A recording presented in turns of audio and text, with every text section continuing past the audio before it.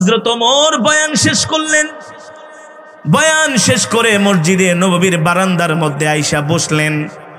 হঠাৎ করে দুইজন যুবক দৌড়ে আসছেন হযরত ওমরের কাছে। আমিরুল মুমিনিন, খলিফাতুল মুসলিমিন, আমাদের অনেক বড় দুর্ঘটনা ঘটে গেছে। হযরত ওমর জিজ্ঞেস করলেন, কি হয়েছে? আমিরুল মুমিনিন, আমার বয়োবৃদ্ধ বাবা খেজুর পাড়ার জন্য বাগানে গেছেন, আর একটা যুবক আমার বাবাকে পাথর মেরে হত্যা করেছে। আমার বাবাকে পাথর মেরে দুনিয়ার জমিন থেকে বিদায় করে দিছে।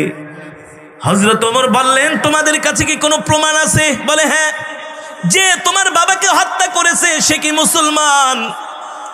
আমিরুল মুমিনিন, অবশ্যই সে মুসলমান। হযরত ওমর বয়ান শেষ করলেন। বয়ান শেষ করে মসজিদে নববীর বারান্দার মধ্যে আইসা বসলেন। হঠাৎ করে দুইজন যুবক দৌড়ে আসছেন হযরত ওমরের কাছে। আমিরুল মুমিনিন, খলিফাতুল মুসলিমিন, আমাদের অনেক বড় দুর্ঘটনা ঘটে গেছে। হযরত ওমর জিজ্ঞেস করলেন, কি হয়েছে? আমিরুল মুমিনিন, আমার বয়োবৃদ্ধ বাবা খেজুর পাড়ার জন্য বাগানে গেছেন, আর একটা যুবক আমার বাবাকে পাথর মেরে হত্যা করেছে।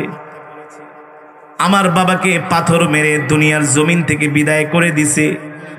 হযরত ওমর বললেন, তোমাদের কাছে কি কোনো প্রমাণ আছে? বলে, হ্যাঁ।